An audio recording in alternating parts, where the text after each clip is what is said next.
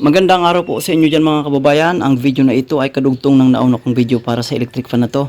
Ang electric fan na to ay hindi umaandar sa 1 and 2. Kaya lang dun sa naunang video, pinakita ko kung paano mag-troubleshoot, kung paano hanapin ang sira. Pero wala pa akong switch na pamalit nito. Kasi natuklasan ko na ang switch ang may sira. Ngayon, nakapag-order na ako, yung parcel dumating na. Kaya gumawa ulit ako ng video. Ipapakita ko pa rin sa inyo kung paano hanapin ang sira nito, kung paano ko natuklasan. Panoorin nyo po. Andito pong tester. Isi-select natin sa resistance or ohms. Tapos, andito ang kanyang pansaksak. Ilalagay natin test pra dito. Ilalagay natin test pra dito. Sa bawat seleksyon ng switch natin, may resistance tayong madidetect kung ito ay buo pa ang windings ng ating electric fan. Sa ngayon, advance ko na ang sira nito ay switch. Nakita nyo po, kailangan open ito. Okay? Ngayon, pindutin natin ang 1. Walang nangyari. 2. Mayroon tayong resistance na didetect. Okay? So, off natin. Ang 3 natin ay wala. Yan o. High resistance considered na open. So, hindi umaandar ang ating electric fan. Ang number 2 lang ang mayroon. At nakita na natin to sa loob. At pinakita ko na rin sa inyo. Subalit ipapakita ko pa rin kung anong sitwasyon sa loob kapag doon tayo nagdirekta ng pag-testing ng resistance. O i-open ko muna ito. Okay, open natin. Ayan. Ayun. Kung makikita ninyo, ay, ilagyan ko ng tape. Tanggalin natin ang tape.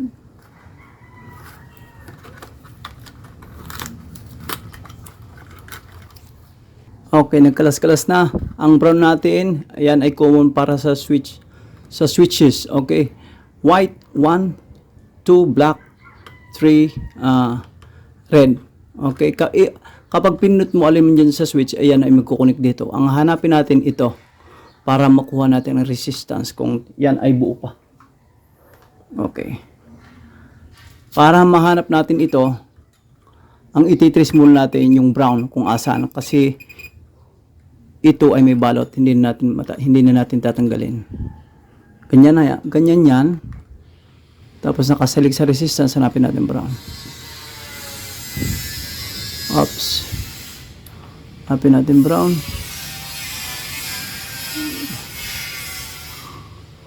Ayun. Ayan, ibig sabihin ito ang nakonekta sa brown. Ngayon, pabaliktad natin.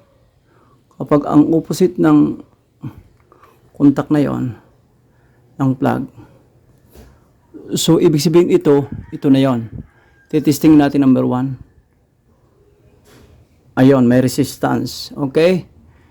Kung ito ay number 1, ganyan ang resistance niya. Pag number 2 natin, bababa yan.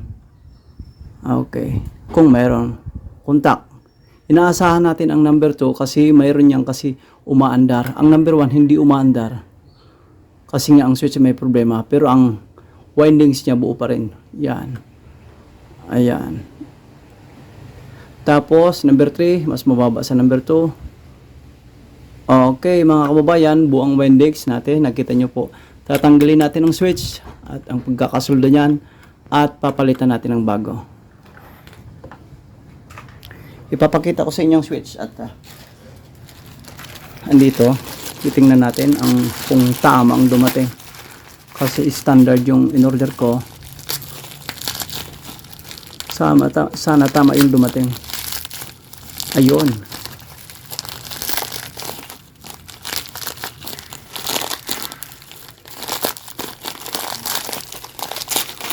Ayun. Ayos siya. Okay. So, mapapalitan na ng bago ito.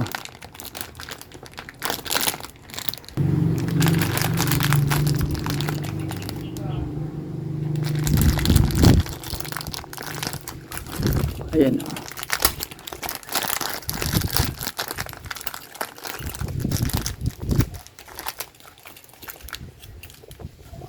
Ayun. Ayos na ayos. Tanggalin ang switch. Tanggalin ang switch. Katanggal ng screw sa baba. O maaring hindi na ibalik. Alright. Lagi natin tatandaan ha. Kung saan nakabit yung ano. Ito. Yung mga wire na yan. Pero kung hindi man, pwede yung gamitin guide yung unang troubleshooting natin. Yung pinakamababang resistance, compare nyo sa tatlo, yun yung number 3. Kung hindi nyo matandaan yung color coding nya. Tapos, lilisan na rin natin ng konti yan. Bago ako magsulda, gusto ko pa rin matesting. Palitan natin yan. Susukatin mo natin kung kakasya. Ayun. Saktong sakto talaga. Okay, pwede natin isolda na yan. Pwede natin isolda. Ayun. Tatanggalin na natin yan pagkakasolda nyan. Tapos, ilipat na natin dito. So, pwede natin sabay-sabay yan. Brown, white, black, red. Antayin natin uminit ito na pang solda natin.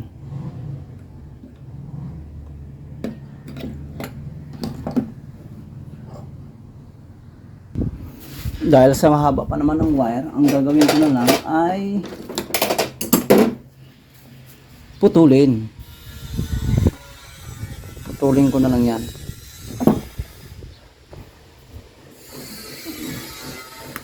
Putulin na lang. White, black, red, saka brown. Ayun. White, black, red, saka brown. Tapos saka natin balatan.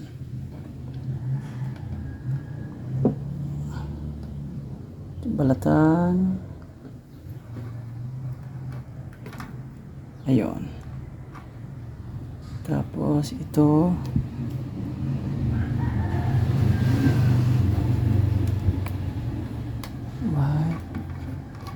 Isahan na pag-an natin.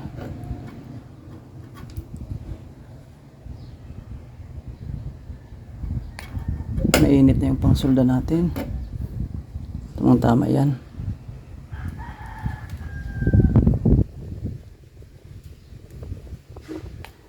Tapos, isalpak na dito. Salpak natin sa ilalim. Ayun. Tingnan natin ang video natin.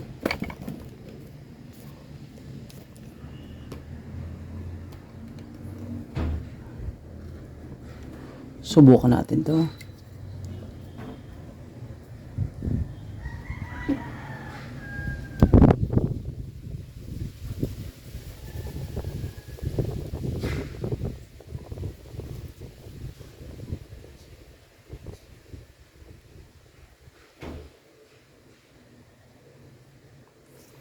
Ayun. Dali siya. Tapos, ang white naman. White. Ganyan lang.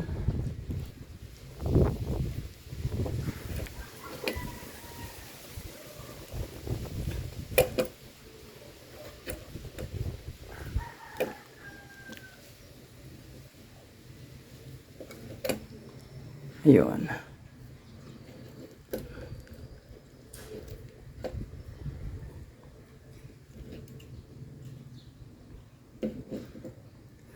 Sadyang sa ilalim ko pinadaan. Huwag kayo mag-alala.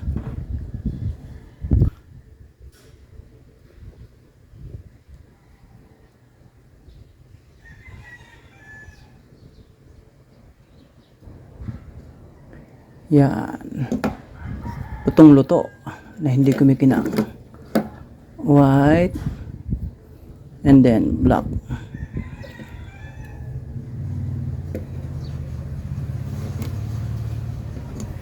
Inisa-isa ko lang para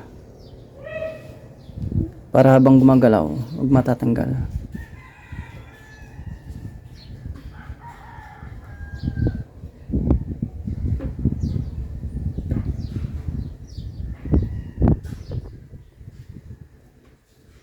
Ayun. White, black, red. The last one.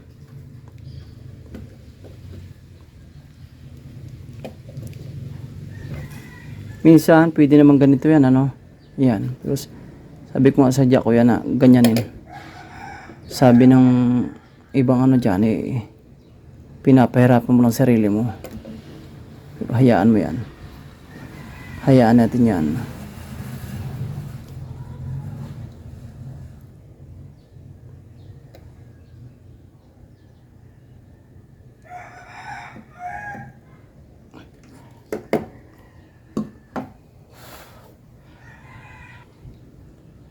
Ayun. Brown, white, black, red. Patayin natin ang ano natin, soldering iron.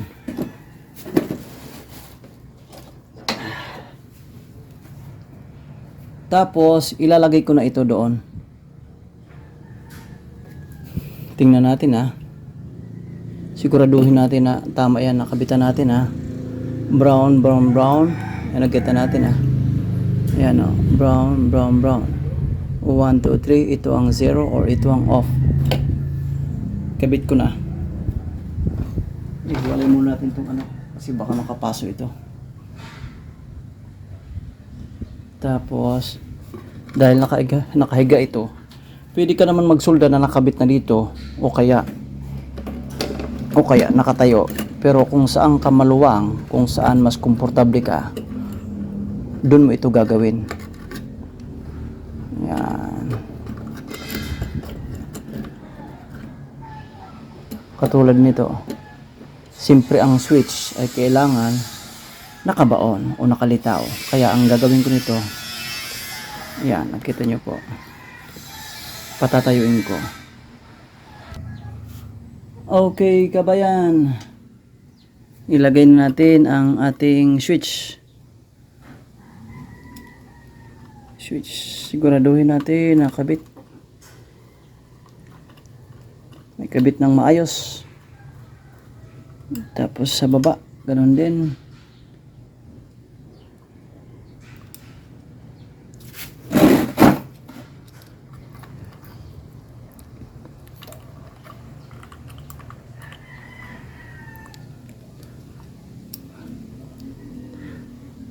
Ang ini-expect natin ay gagana na.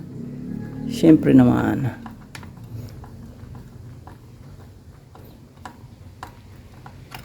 Yan.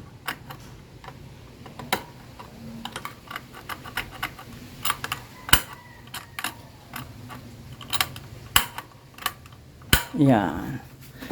Magandang tunog ah. Yan. Tapos ito mga wire, isisingit lang natin dito sa original niyang pinagkabitan. Yan. Wala akong pangtali. Basta wag lang siya maipit. Ayan. Ang gulo no? Basta wag lang maipit ng plastic. Ito. Yan oh. Kalagayan dyan. Tapos ito naman ay ang tagal na nitong electric fan.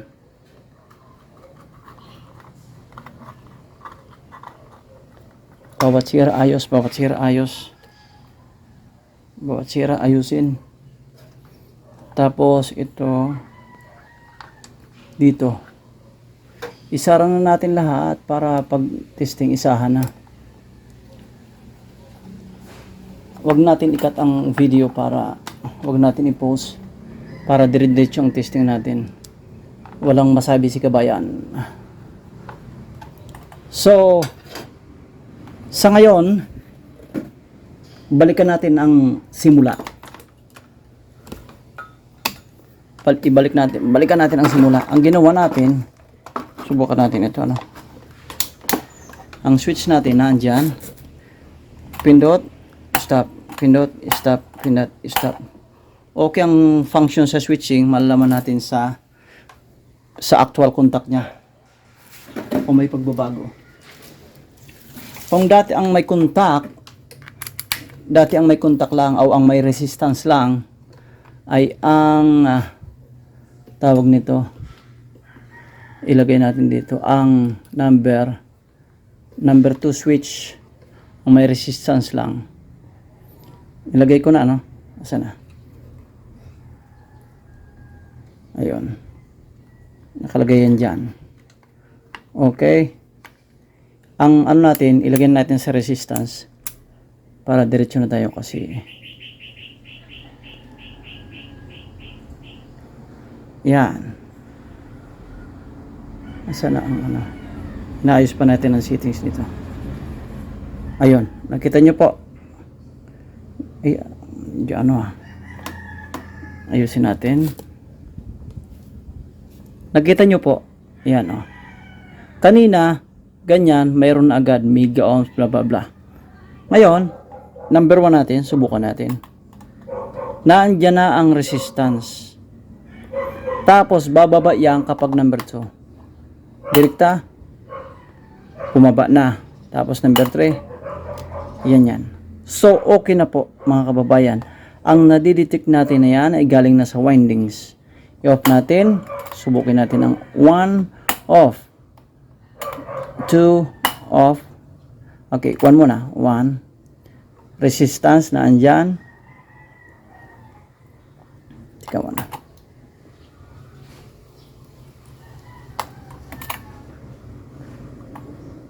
Okay, off. 2 off. 3 off. Okay. Ngayon, okay na tayo sa tester natin. At inaasahan natin na under na po yan. Okay. I-ano ko na. Anong tawag nito? Isasaksa ko na yan. Huwag natin i-pause ang video para makita ninyo. Abot ba ang saksak mo? Ayun. Ngayon, ito na. 1. Yehey! Umandar na. Umandar na. Ayun. Umandar na siya. Tapos, pa natin ng konti. Ang ganding. Ang ganda ng ano. Tapos, number 2. Wow! Ang galing, malakas. Tapos number 3. Shimpered. Oh, narinig niyo po mga kababayan. Yan.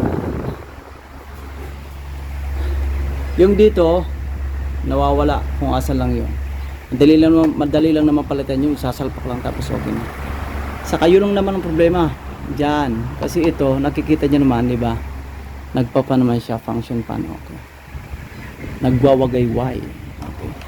So, maraming salamat sa inyo po mga kababayan sa inyong panonood. Mag-subscribe po kayo sa channel na to. Marami po kayong magtutunan o dagdag kaalaman. Thank you for watching. Okay na ang switch natin.